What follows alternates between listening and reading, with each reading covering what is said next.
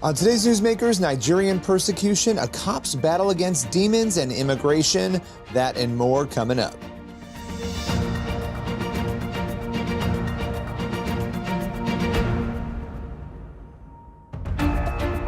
Welcome to Newsmakers, a show where we go behind the headlines each and every week to bring you interviews with pastors, entertainers, politicians, and other notable news figures.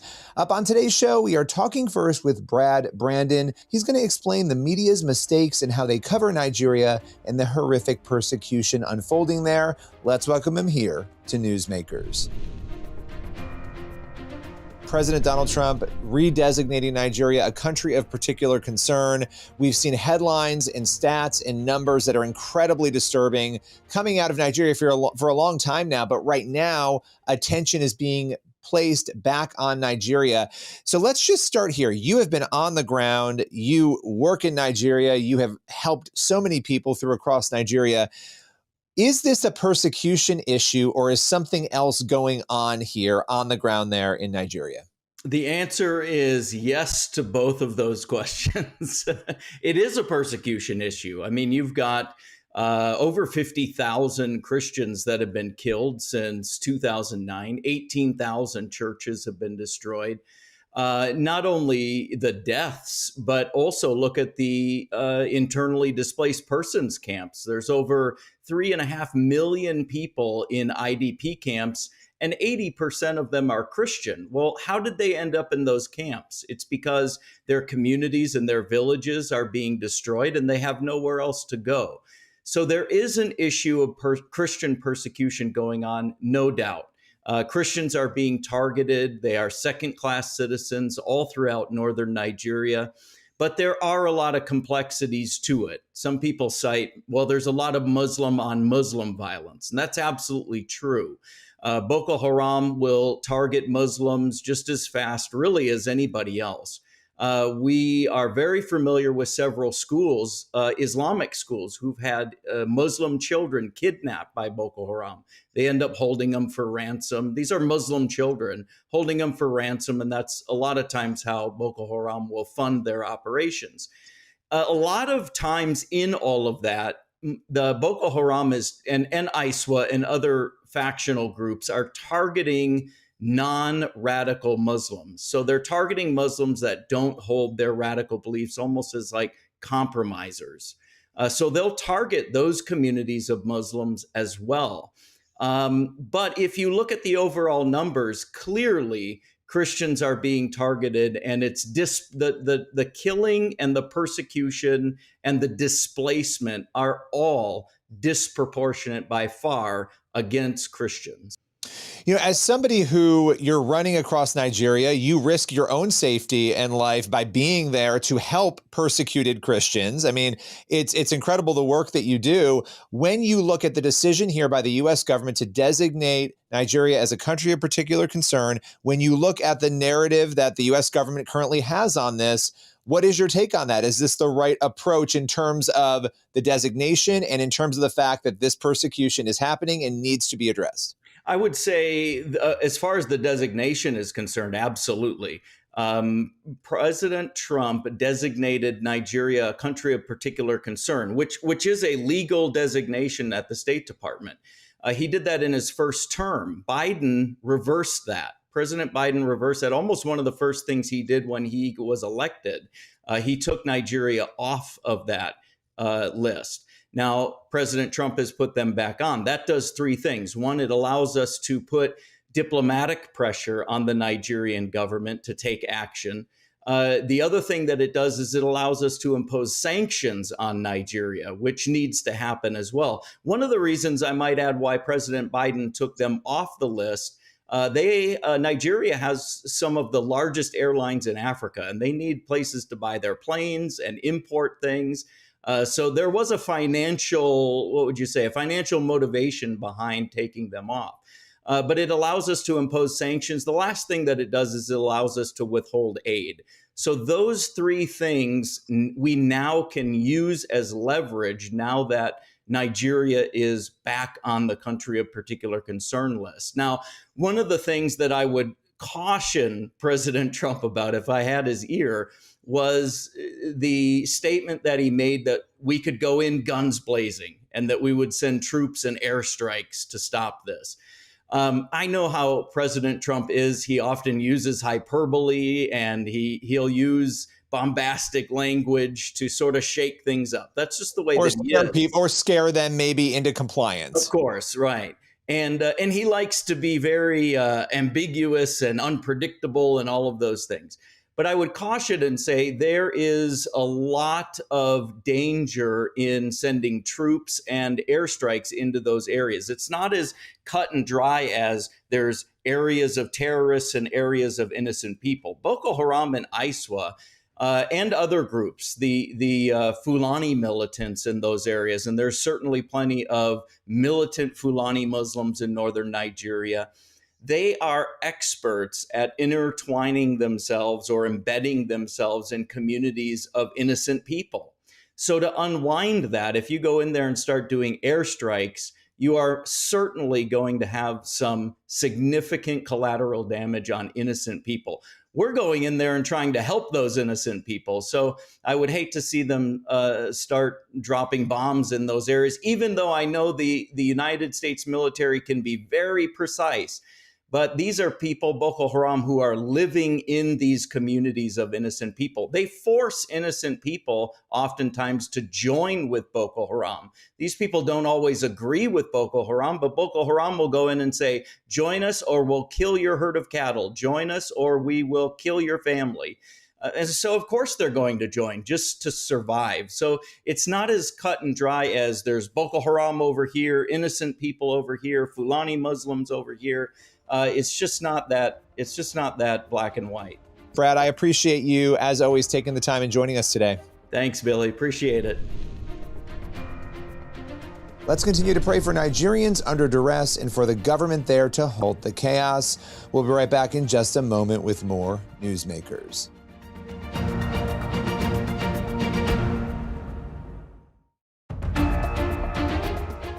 Welcome back to Newsmakers. Next up, Andrew Columbia is a pastor, but he was once a cop, and he battled the demonic on the streets of New York City.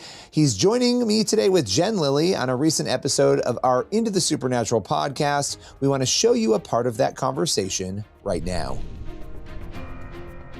For those who don't know you, you spent years on the NYPD, the New York Police Department, before entering full-time ministry. And obviously, you now fight spiritual battles before you fought crime. But let's talk about, and I know this is a loaded question because I know your story and I love it. At some point, you had a pivot point moment where you were on the job and you were opened up to the spiritual realm and understanding what it was. Can you take us through that pivotal moment? Yeah, well, the pivotal moment was the rooftop encounter that I had with God. But just a quick lead up to it. You know, working in the Lower East Side of Manhattan, where I worked in the 80s and 90s, that was when crack cocaine just came out. So there was a ton of drug abuse, violent crime, and demonic warfare going on in the streets of New York City. And I would see these manifestations of evil, and that's what I'm going to call them, on a regular basis. Because, you know, the average person, whether on drugs or not, does not have the strength of 10 people when you have police officers over 200 pounds trying to hold somebody down that's 150 pounds. There was a supernatural component to the violence, to the anger, and it was obvious even before I really had my rooftop encounter with God, which opened my eyes completely to the spiritual realm. You were able to see snippets of it just working day to day. And the other officers that I worked with, I'm sure when I share my story, a lot of them, when I mention that component of evil, they agree right away, because even if they don't fully comprehend it, they know it's real because they've witnessed it and experienced it. Wow, that is not what I was expecting you to say. I would have thought you were going to say, you know, my other police officer friends, they think I'm crazy. So I mean, you're like, no, well, they're that too, but they thought I was crazy before God, and then after God, they even thought I was more crazy. So yeah, that was definitely a component of it. But leading up to the rooftop, to answer your question directly, you know, seeing the things that I saw on a regular basis caused PTSD. I'm even going to say critical incident stress. And in my case, I don't want to say suicidal ideation, but hopelessness, Sure. which led to my moment on the rooftop where I had my showdown with God. And as you know, Billy, I've shared it before. I was working one day and I was just like a soda bottle ready to explode from my own personal baggage. And a lot of it was in the subconscious realm. And seeing what I saw on the street, which would trigger it day to day. One of the guys I work with said, "Columbia, you look like you're going to explode." And when he told me that, I felt like I was exposed, and that the tough veneer, the macho, the bodybuilder, the big Italian tough guy with nicknames of Evil and Iceman was melted in about a minute because I was exposed. He saw through me. So I didn't know what to do with that. And that evening, I was working a security job part-time in Harlem, New York. I used to work at a building in Harlem. It was actually a nice building. And I'd go up to the roof around 3 o'clock in the morning and lock up. And that night, after the shift, I went to that job and I'm walking up the stairway to the rooftop and I begin to talk to God. I begin to yell at God, scream at God, curse at God. It was like everything in me, all the struggles, all the insecurities, the fears, all the issues that I had from the job and even personal just came out in that moment. And I went up to that rooftop yelling, screaming, cursing at God. And the crescendo of it was, I took out my gun, I waved it in the air, and I said, "God, if you're real and you're there, what's stopping me right now from blowing my brains out? I want to know if you're real. I want to know if you're there. And I want to know if you love me." And it was in that moment that I had this epiphany. It was very similar to Paul on his Damascus Road encounter, where this bright light, and it was a light and a presence, just enveloped me. The best way I could describe it is like a tractor beam from heaven came over me and stopped me in my rage, fury, frustration, fear, anger. The light, instantly I recognized it as the presence of God. And in that moment, in a supernatural encounter, all of my questions, all of my fears, all of my doubts were answered. That I knew I was in God's presence. And without even me asking those things that were deep in my heart that I was wrestling with, God answered them in a way that I can receive it. And I felt this love that I've never felt this before, this peace, this supernatural presence.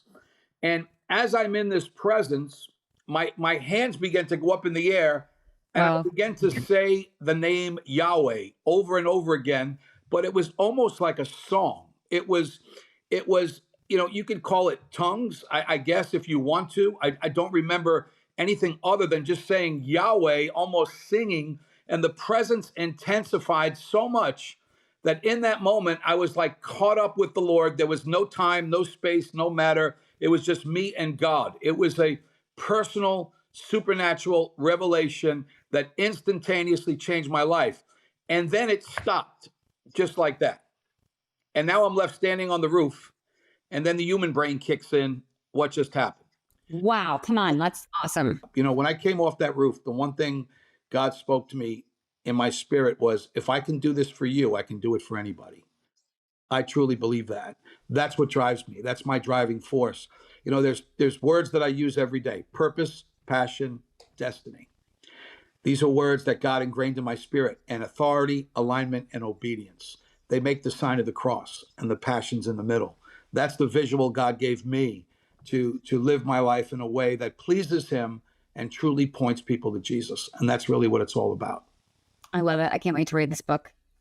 Well, I appreciate you as always, and we'll definitely be having you back. There's a lot more to talk about, but going through all this is so important, and I appreciate your just candid nature and even sharing your own personal details. Those are not easy details to share, so we appreciate that. Yeah. Oh, my pleasure. Thank you for having me. Always a pleasure, Billy. For more on Andrew Columbia's work, you can grab a copy of his book. It's called Spiritual Warfare: The Path to Victory, and you can find it on Amazon today. We'll be right back in just a moment with more Newsmakers.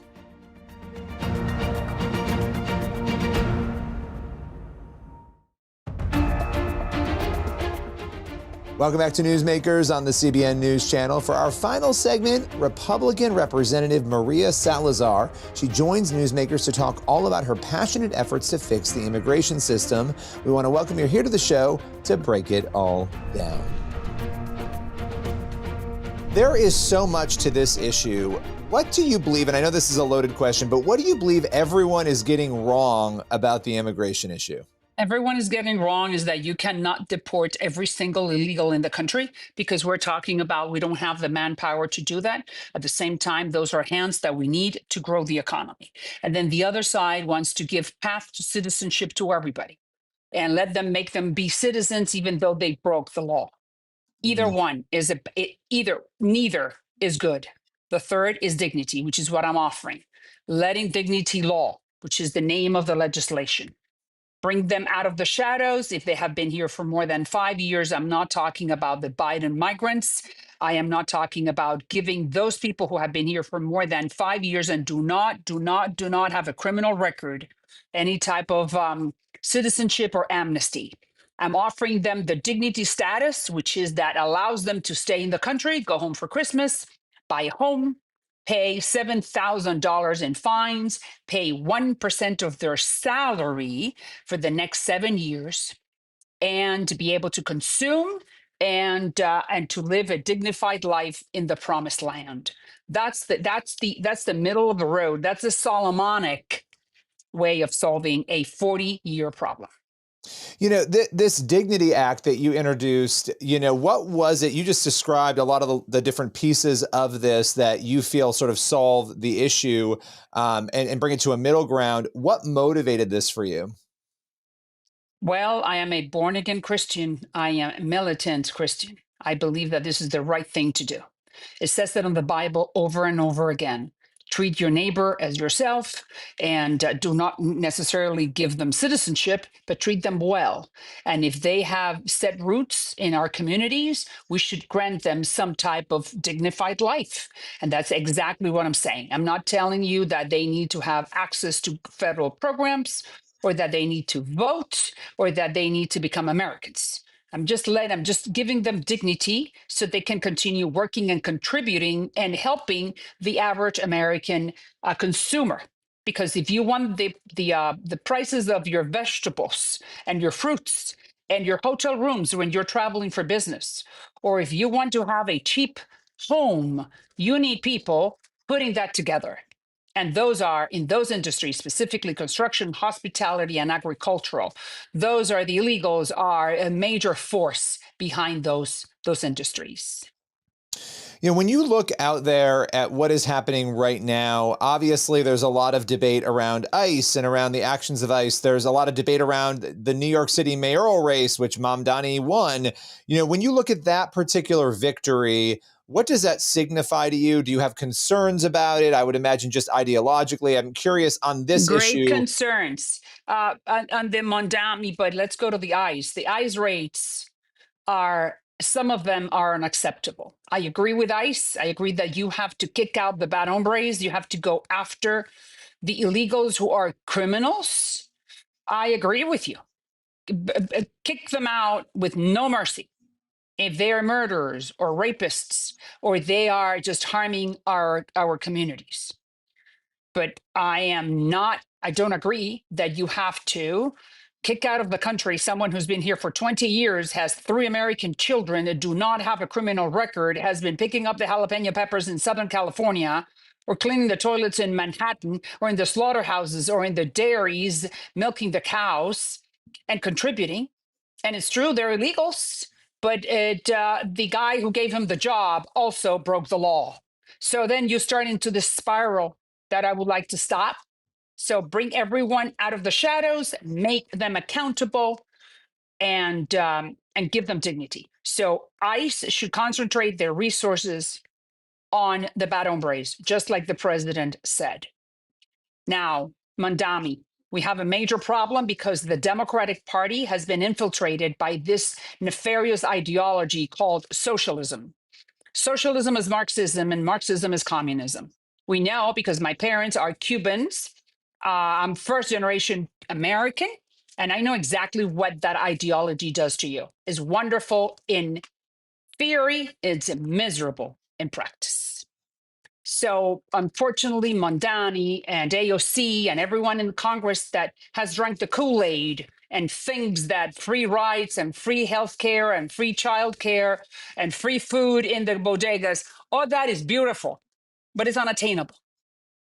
So if we, the GOP, do not bring the Hispanics to vote with us again, then we do not have enough votes in order to win elections, be in power, and maintain the American way of life. You know, I have to ask you because you brought that up with your parents and your family and your history. And, you know, what was it? I mean, feel free to tell as much of the story as you want, but what was it that drew you to the Republican Party? Well, because Cubans in my community, we have sided with the Republicans because the Republicans have never had any type of tendency towards left or socialism. We have a big history with Bay of Pigs. We are a very tight community that has suffered to the maximum of the possibilities what communism does to you. We're talking about not only the Cubans, but the Venezuelans.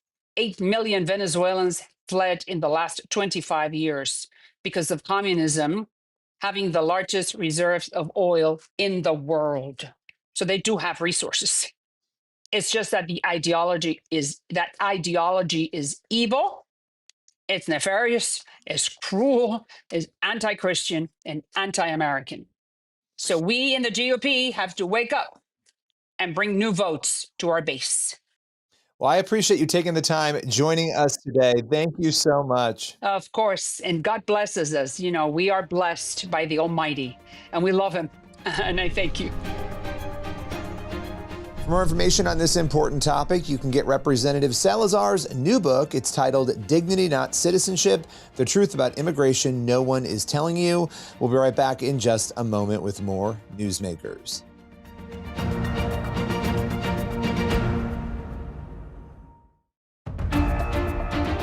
That's all for Newsmakers. Thank you for watching, and be sure to head on over to the CBN News YouTube channel. That's where you'll find the full interviews you saw on today's episode. You can also check out our documentary investigating the supernatural miracles. We traveled the entire country documenting some of the most amazing miracle stories. You can watch that at cbn.com/supernatural. And we'll see you again here next week for another episode of Newsmakers.